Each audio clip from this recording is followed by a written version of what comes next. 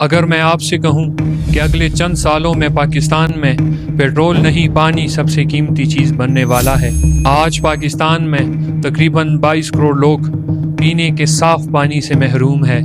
1951 میں ایک پاکستانی کے حصے میں 5260 کیوبک میٹر پانی آتا تھا، آج صرف 899، یعنی صرف 70 سالوں میں پاکستان کا 83% پانی غائب ہو گیا، اور اقوام عالم کے معیار کے مطابق اب پاکستان آفیشلی واٹر سکارس یعنی پانی کی کمی کا شکار ملک بن گیا ہے۔ اور یہ صرف پانی کا مسئلہ نہیں، آپ کے بچوں، آپ کے کھانے اور آپ کے آنے والے نسلوں کی سروائیول کی جنگ ہے۔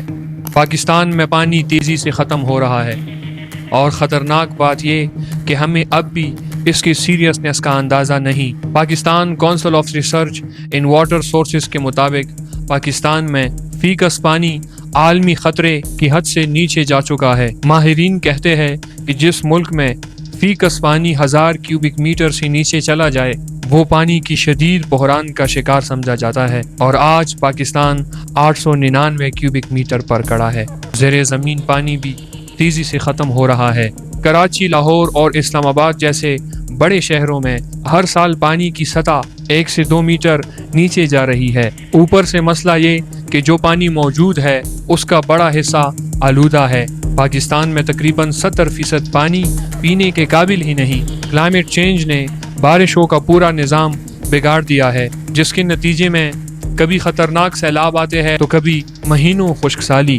2022 کے سیلاب اور 2024 کی خشک سالی اسی بگاڑ کی مثالیں ہیں۔ پانی ختم ہوگا تو صرف پیاس نہیں بڑھے گی، خوراک ختم ہوگی، مہنگائی بڑھے گی اور بیماریاں پھیلے گی۔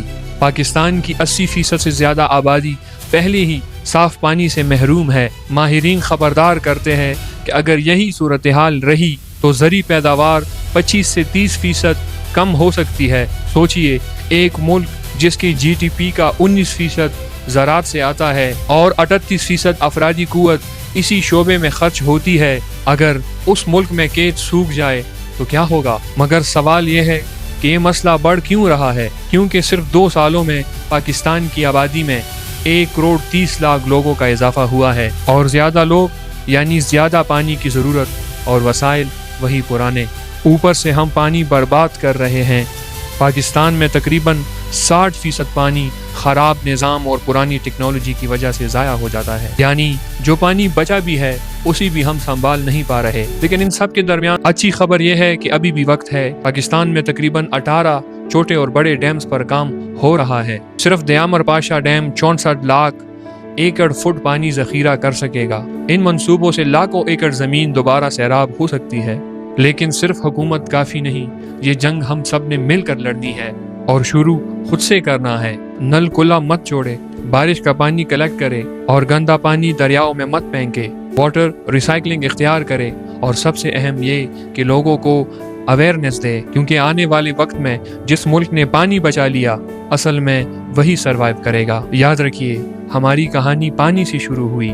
میزوپوٹیمیا، مصر، وادی سندھ اور چین کی تہذیبیں دریاؤں کے کنارے ہی شروع ہوئی، اور انسانوں کے تہذیب کی کہانی کا اختتام بھی پانی ہی کی وجہ سے ہو سکتا ہے۔ اس لیے اگر آج ہم خواب غفلت سے نہ اٹھے تو شاید کل بہت دیر ہو جائے۔ اس ویڈیو کو شیئر کرے، کیونکہ شاید آپ کی ایک شیئر کسی کو پانی کی اہمیت سمجھا دے، اور کمنٹ میں پانی بچاؤں گا ضرور لکھے، کیونکہ پانی ہے تو زندگی ہے۔ پاکستانی باپ اور بیٹے کے درمیان فاصلے کیوں ہے؟